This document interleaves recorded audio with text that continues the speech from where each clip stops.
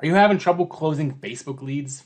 So what I'm going to go over here today are a list of things, and this list of things are things that are going to greatly improve your chances of closing your leads.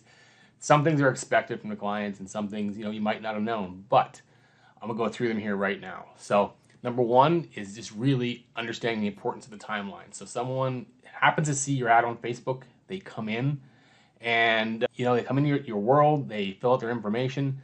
Now they weren't looking for you, so that they're not like an 8 or a 9 on the buying scale unless you got them completely by chance, which again, that you get those, but most people are going to be like a 4 or a 5 on the scale of 1 to 10 as far as buying. So what that means is your need to respond quickly is imperative. It has to be fast, because a couple of things are going to happen once they responded to your ad.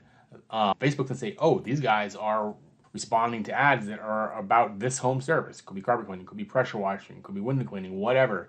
And they're going to show them more ads like that because they make more revenue when people see more ads and click on them and engage them. So you have to be fast. Number two is personalize your responses. Now, you can have something set up ahead of time where you're going to be able to give that initial response and reply to people, maybe collect their information. But once you get past that first round, if they're not coming, you got a personalized response. Talk directly with that customer, their information that you got from them. Just make sure it's personal. Use the owner's name, everything. So from there, you want to use a CRM. Now, a lot of people have these, a lot of people don't. I know early in my business days, we used to use an Excel sheet, or I think it was Lotus 123 before Excel way back when. Obviously now we have our own CRM that we use, but again, you need to put your leads into there, mark them by a stage, by new, followed up once, followed up twice, whatever. I mean, you can still use an Excel sheet if your lead flow is low, but the CRM will allow you to do some automations, but you got to keep track of them and keep after them consistently. Number four, you need an auto response. You could have a text autoresponder, you could have email autoresponder, you could have both. You can use Facebook Messenger, but the thing is you need to respond back to these people immediately. And the other part about that is even if you can't get back to them personally immediately, this is going to make them hurt. So you think about this: if you're looking for a plumber, you're looking for your roof's leaking, whatever, you're going to call until you get somebody. But if you call somebody and you get an immediate text response like, hey, we'll reply back to you within the next 30 minutes, and you felt heard, you might stop looking. And it's the same thing with pretty much any home service. People will keep looking until they feel heard and someone is responding, at least to get a quote scheduled or something of that matter.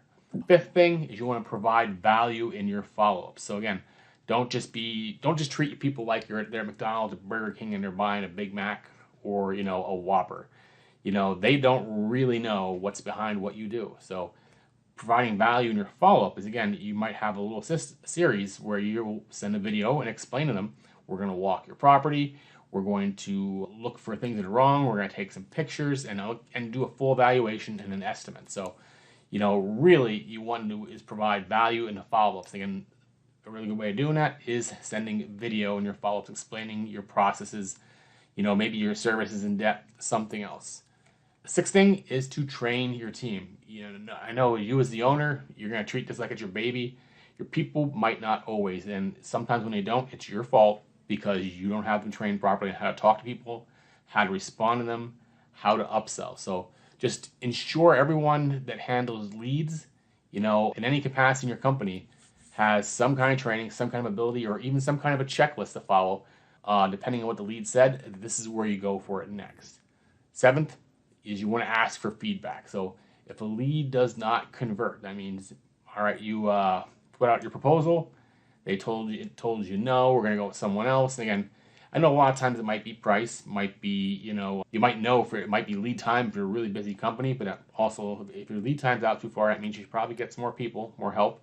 But ask the question, why didn't it close? Because when you get that answer, you can learn from it. Number 8 is monitor response time. So you really want to do is keep track of how quickly your team is responding to Facebook leads. Regularly review and see what that time is. Obviously you're going to have something reply back immediately, but if a lead sits in your messenger box or your text notification for 1, 2, 3, 4, 5 hours, whatever, or a day or two or an entire weekend, you might lose that lead.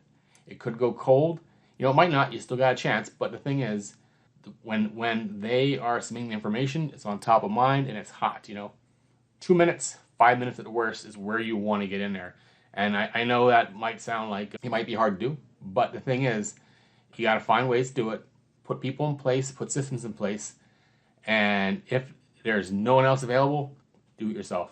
And it's your business, your baby, your revenue. And if you're having a great month and you pull in 2 more sales because you were fast in follow-up, now you're going to have a spectacular month. So, put it on yourself, and then if the time comes we're too busy for that, you'll be able to afford to hire somebody at that point because of the revenue that's coming in. So number 9, use Facebook's built-in tools. So what you can do with Facebook, and pretty much with most other CRMs, is you can actually save your typical responses to certain situations. So once you save those replies, once you're doing this for a while, you save those replies, and then what can happen is that, you see a message come through, people are asked a certain question, you can go into your save replies, hit it, and gone. Same with your CRM.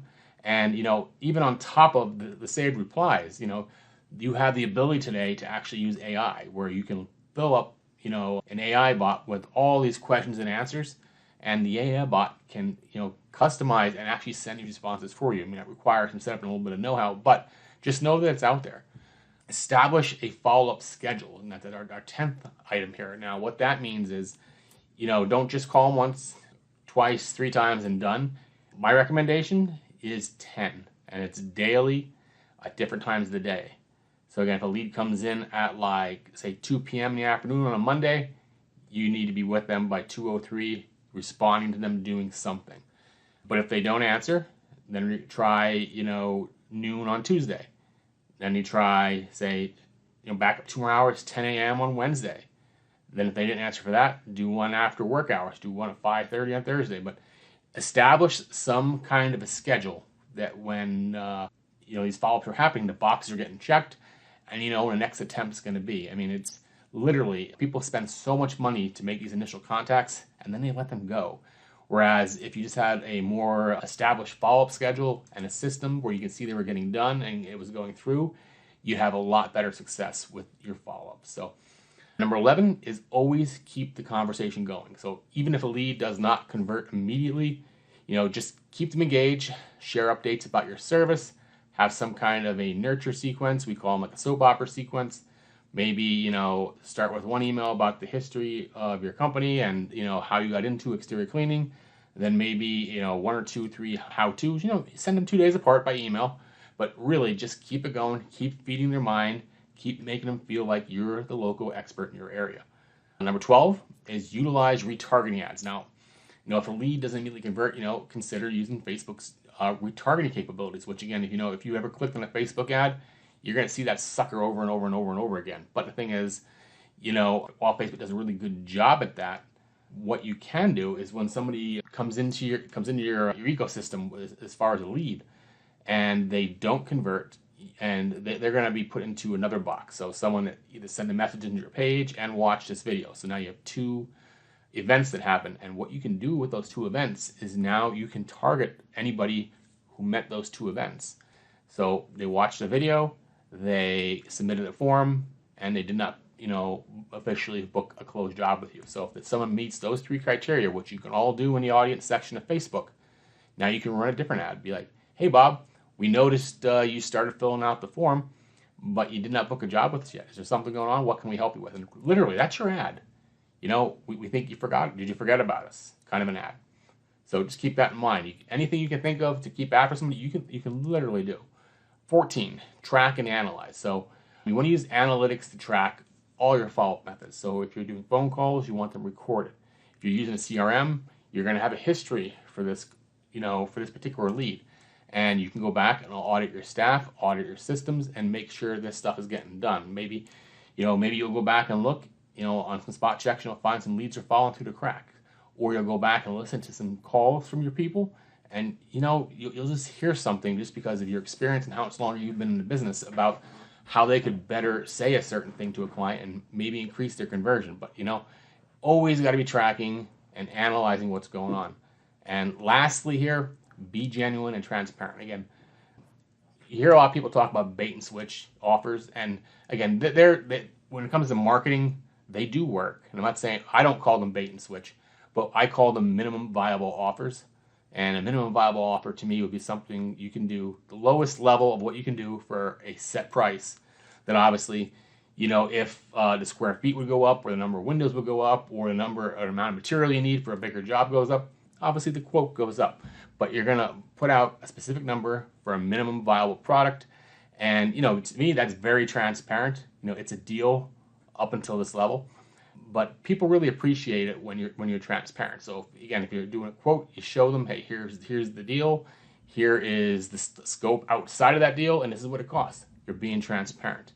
So people really appreciate that. And if you come across genuine and just speak to the people's needs and just come across the expert, you'll do so much better as far as converting your leads. So hope that was helpful. Name's Dave Kunstick with Clean Marketing. Is there anything we can do?